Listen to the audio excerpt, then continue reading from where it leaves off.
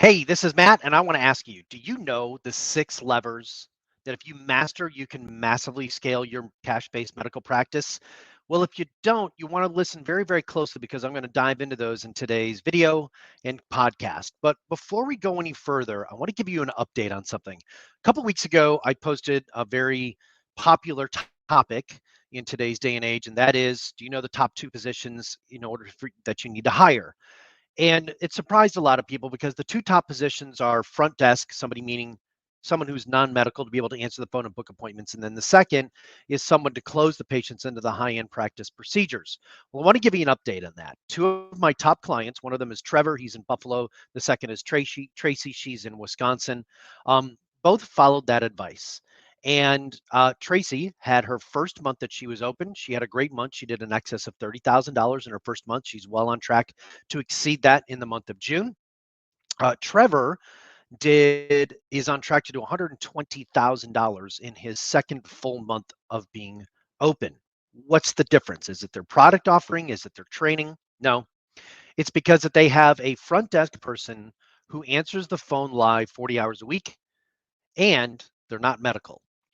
It's beautiful. And then they have patient counselors who are actually working with the patients to close them into the appropriate treatment plan. So if you haven't had a chance to listen to that video or listen to that podcast, go back and take a look at it. But tonight, or today, I should say, I'm going to talk to you specifically about the six levers of your practice that you need to focus in on in order for you to massively scale. Now, before I go any further on this, I want to give you an analogy. What I'm going to share with you about the six levers, these are what we call key performance indicators or key performance metrics. Some people call them KPIs.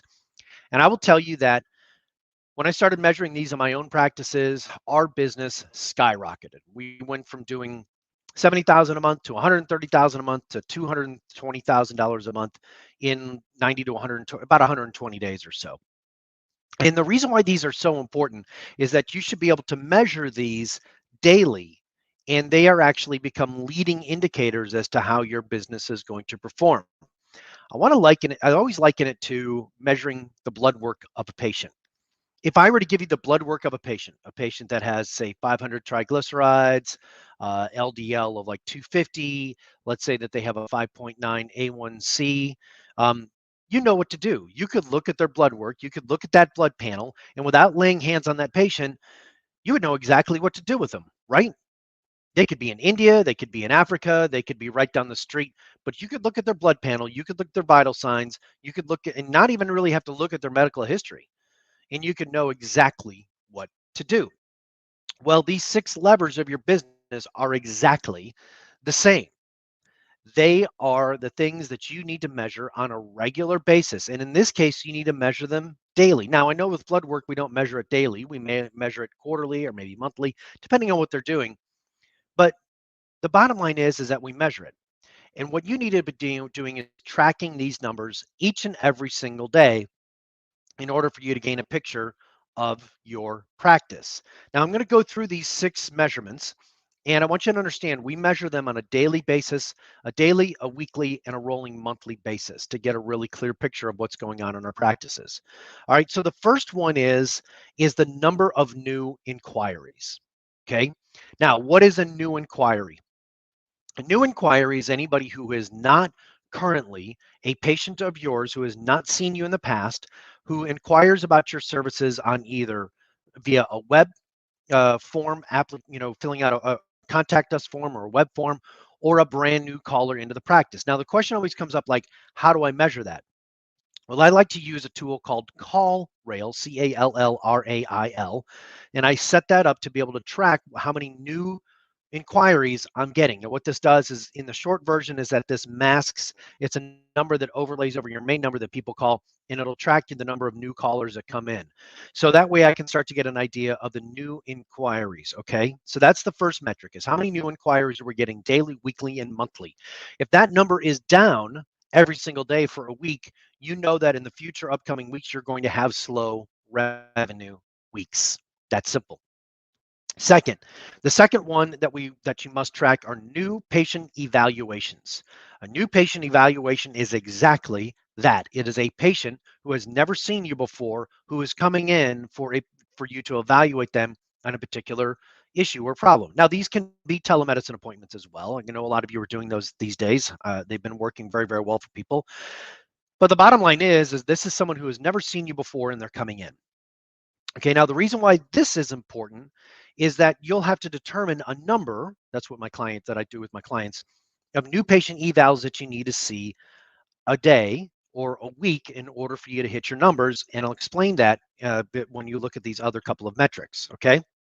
Now, the next couple of levers that I'm going to work with you on, um, these next three are all going to be derived from some combination of those first two numbers. Okay.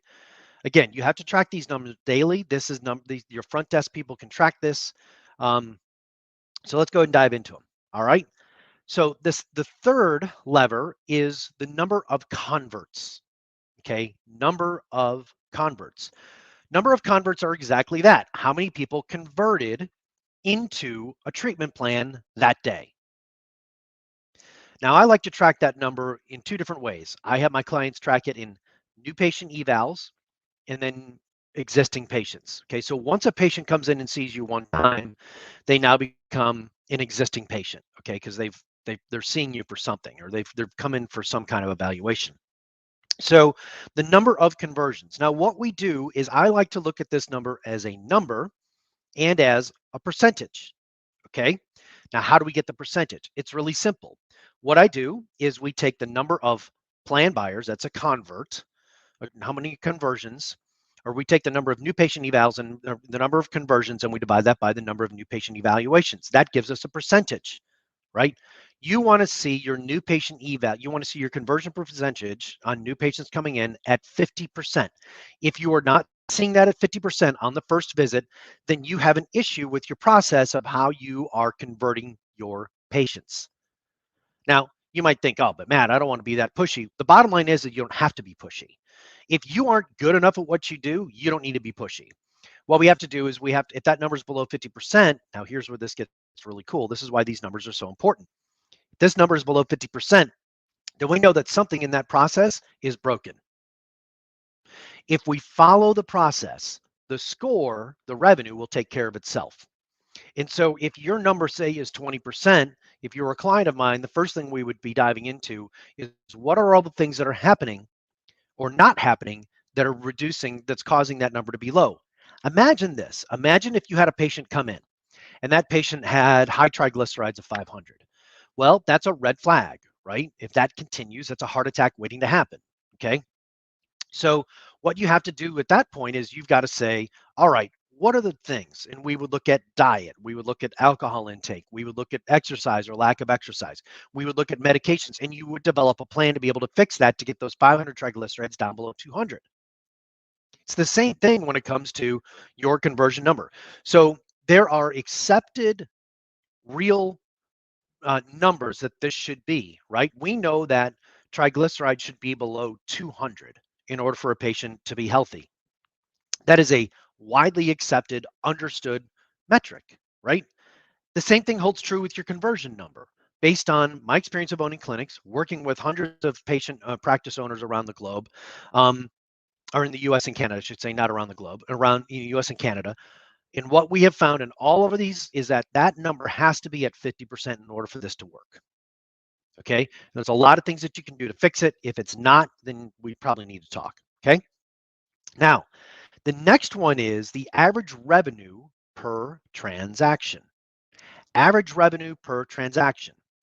Now, average revenue per transaction is you take the total amount of revenue that is generated for the day and you divide that by the total number of transactions. So let's say that you made $2,000 today and you pull up your receipts and you see that you had 10 transactions. Well, 10 into 2,000 is $200 average revenue per transaction. Now, if we then also look at your your conversion percentage, and it's 20%, I know that we can fix the revenue issue in your business by improving the number of conversions that you have. Okay. So here's the deal. Your average revenue per transaction needs to be around $1,000 per transaction in order for your metrics to work. And I'll explain this, by the way, with our next one, which is called our cost to acquire. And then I'm going to wrap all three of these together. The next one is your cost to acquire a patient. What does it cost you to acquire a paying patient? I'm not, so we want to know for the people that are, everybody that's coming in, what does it cost for us to get a buyer? Because that's really all we really are concerned about is we want to have buyers. Well, what you do is you take your revenue, your total revenue, and you divide that by your marketing spend. Now, if you're spending $4,000 a month on advertising, on your marketing, you can just take this and divide that by 20 days in the month, and you can kind of get a basic idea. I like to look at this number as a rolling 30-day average. Okay, if you look at it daily and weekly, you're going to drive yourself absolutely crazy. So I like to look at this as a rolling 30-day average. Okay, and so if my cost to acquire is $150 and my average revenue per transaction is $200, I've got some problems because you're going negative on every single sale. This cost to acquire doesn't factor in your rent, your utilities, your payroll, doesn't factor in any of that. We want to see this number at a bare minimum, 3 to 1. Okay. So for every dollar that I spend in marketing, I need to be making $3 back. And that would give me a fighting chance to be able to, in order for me to cover all my other monthly expenses. So here, let me show you how cool this is. Okay. So let's say that our conversion percentage is 20%. Our average revenue per transaction is 200, and our cost to acquire is $100. That is a telltale sign that a business is struggling, and they're probably not going to make it if they continue down that path because they're technically losing money on every transaction. Now, where most people go is they go, oh, I got to cut my advertising, my marketing spend. That's the wrong thing to do. It's the absolute wrong thing to do in this case. What you need to do in this case is we need to figure out how to improve those conversions, because if we get those conversions up to, say, 50% and our average revenue per transaction goes up to $2,500 because we're selling more people at higher end things, and our cost to acquire a customer is at $200, now we're making some real money. These three numbers are three of the most important numbers on the front end that you need to be monitoring on a day in and day out basis. It's that simple. Okay. So the sixth lever that I want to share with you is what we call monthly recurring revenue, or otherwise known as MRR. Monthly recurring revenue is such an important part of what you do. It's how many people do I have that are paying me a monthly recurring revenue? They've signed up for some kind of membership. They've signed up for something that we charge their card automatically each and every single month. And when we first started this, our first month, we added in $5,000 in monthly recurring revenue. What happened beyond that is we got to $22,000 within 3 months. That $22,000 covered our rent, covered our utilities, covered phones, internet, all that fun stuff. And it covered a portion of our payroll, not the entire amount of our payroll. But for most practices,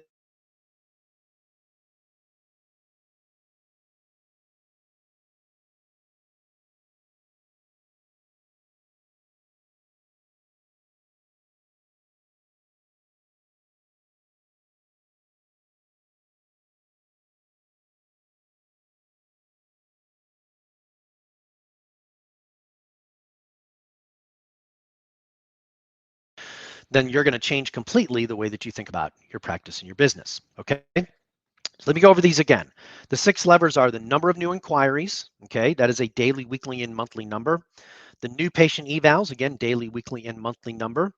Your conversions, and that's going to be looked at as a number and a percentage. That is the people that buy into a plan, not who come in and see you, people that buy into a plan. Average revenue per transaction, which is total revenue divided by the total number of transactions, and your cost to acquire, which is your revenue divided by your marketing spend. And the last one is your monthly recurring revenue. If you do not have these and you are not tracking these, we probably need to talk. Let's book a call. Go to callwithmatt.com and we can do a 30-minute consult call. We can dive into these numbers a little bit more. If you don't know where to get them, I can show you where to get them or how to start tracking them. Okay, that's it for today. You all have a great week. Go out and get them. Talk to you later. Bye.